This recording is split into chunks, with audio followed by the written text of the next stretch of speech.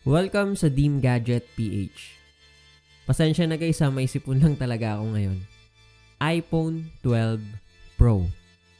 Yan ang hawak natin ngayon para i-review sa video na ito.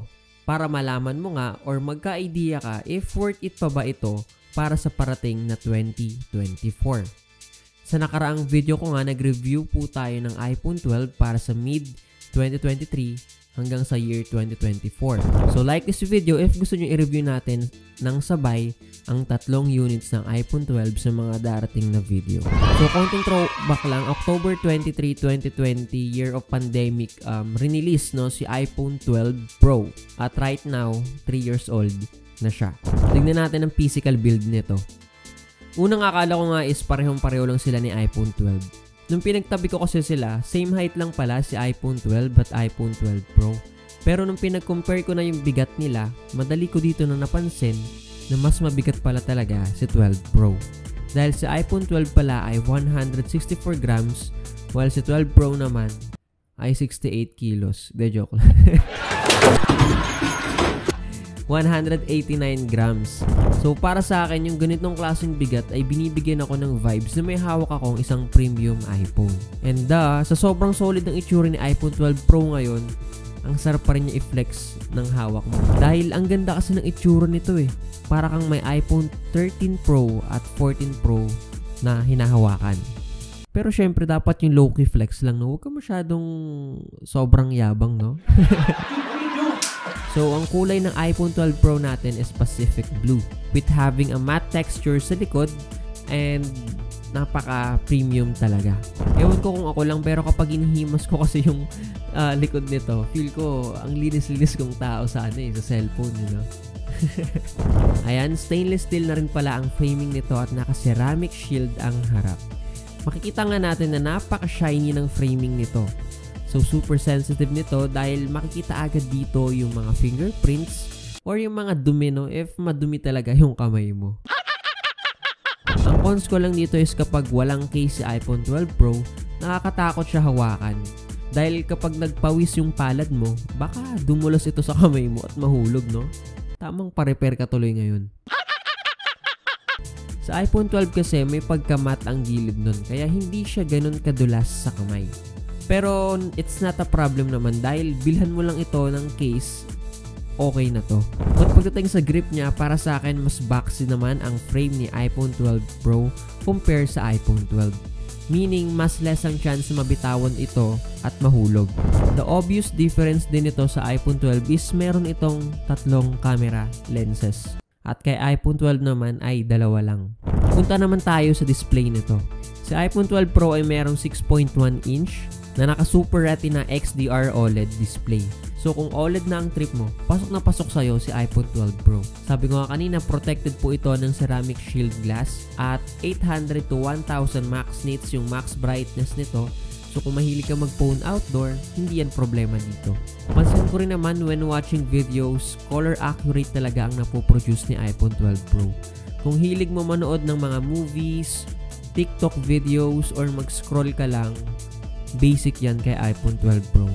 So kung mahilig ka mag-edit ng mga photos, maganda na talaga yung ganitong klaseng display. Dahil yung kulay na gusto mo makita is ma-achieve niya. Dahil color accurate talaga yung screen nito. Yun nga lang, if maarte ka, si iPhone 12 Pro ay naka 60Hz refresh rate pa rin. Same sila ni iPhone 12. But in reality, 80% ng mga tao ay wala nang pake sa refresh rate na yan. Usapan naman natin yung battery nito. Si iPhone 12 Pro ay naka 2,815 mAh na medyo mababa lang talaga siya sa panahon ngayon. At kung i-compare natin siya sa mga 11 units way back, mapapansin natin na mas mataas yung mga 11 units dahil 3,000 plus mAh yung mga battery nila. Pero understandable naman na kaya siguro nag-downgrade si Apple dahil mas priority dati ni Apple na maipakita yung wide capabilities nito compare sa mga 11 units. So hindi sila sa battery siguro nun nakatutok. But based on my personal experience, di naman siya mabilis malobat eh. Nagagamit ko pa nga siya ng buong araw. Nakakapag-scroll, nood ng video, at games pa nga ako eh. Basta make sure na ang battery health na bibilhin nyo ay 85% pataas.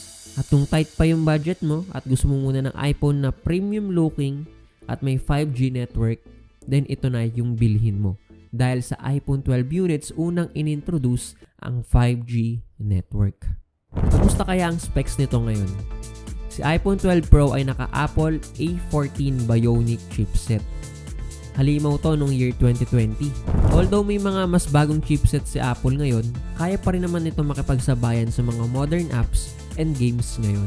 Having a 6GB RAM at naka 128GB storage ito, okay na rin. Hindi ka na actually mabibitin sa specs nito.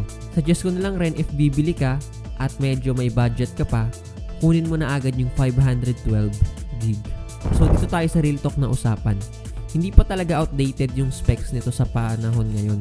Kasi sumasabay pa talaga to sa mga bagong iPhones or sa mga bagong phones. And sa latest iOS 17 update, pasok na pasok pa to si iPhone 12 Pro. Sa XR nga pasok pa rin sa mga supported niya So matagal pa talaga to para maging outdated. Nararekta na agad tayo sa camera ni iPhone 12 Pro. So excited rin naman ako pag-usapan yung camera nito tulad nyo dahil alam nyo naman 'di ba kapag iPhone tapos tatlo yung camera lenses no, nakakatawa i-review at i-test. Meron nga itong tatlong camera lenses which is the wide, ultra wide at telephoto lens. So yung tatlong lenses nito ay naka 12 megapixel. So yung main camera nito ay merong 1.6 f-stop which is very recommended if gusto nyo ng mas blurred ang background dahil it create a shallow depth of field and also mas better ito sa low light scenario. Ito yung maganda sa 3 lenses ng iPhone dahil sa flexibility niya sa pag-take ng photos ay nandito na. Kung malinaw ang rear cam nito, syempre hindi magpapatalo ang front camera nito dahil naka 12 megapixel na rin ang front camera nito.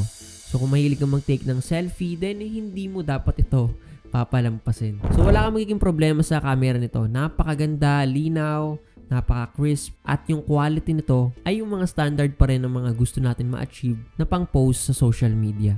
Pagdating sa video naman, harap at likod ay kayang mag-shoot ng 4K resolution at 60 FPS. Gustong-gusto ko rin talaga sa 12 series mag-video ng mga pangyayari using the slow-mo features. Kasi having a 240 FPS at 1080p, napaka-smooth talaga ng playback nito. Ito pala ang mga shots using my iPhone 12 Pro at kayo na lang humusga kung gaano ito kaganda.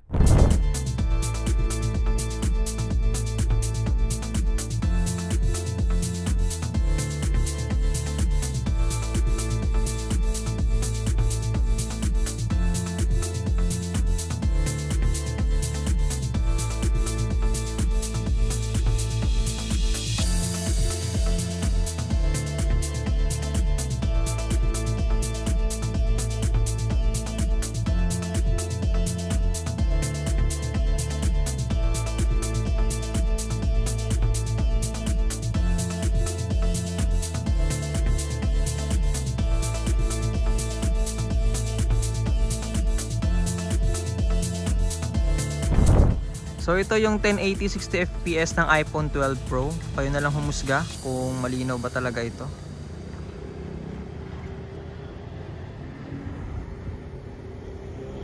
Ito yung 4K resolution, 60 fps.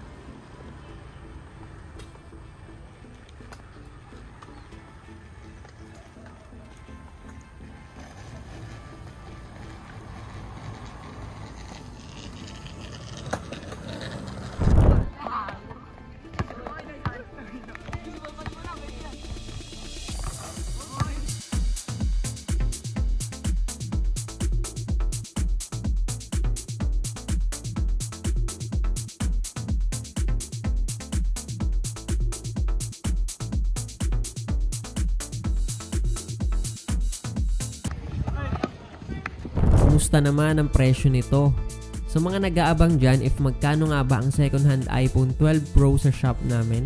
Right now, ang price namin sa 128GB ay 32K, 256GB, 34K, at 512GB ay 36,500. Kung gusto nyo humingi ng discount, sabihin nyo lang naman na napanood nyo ito sa YouTube. Ito po yung mga freebies if bibili ka ng iPhone 11, 12, 13, 14, basta mga iPhone 11 pataas, may freebies po tayong AirPods, 20 watts adapter, battery pack, tempered with wipes, and 3 case. Meron itong shockproof at clear case. Ang prices na yan ay pwede pang magbago in the future. Kaya para maging updated, no, i-like nyo lang kami sa aming Facebook page, i-follow nyo kami sa aming Instagram account, at i-follow nyo rin pala kami sa TikTok. So comment nyo lang sa baba, 12 units review para sa susunod na video, yun yung gagawin natin. Thanks for watching Deem Gadget PH.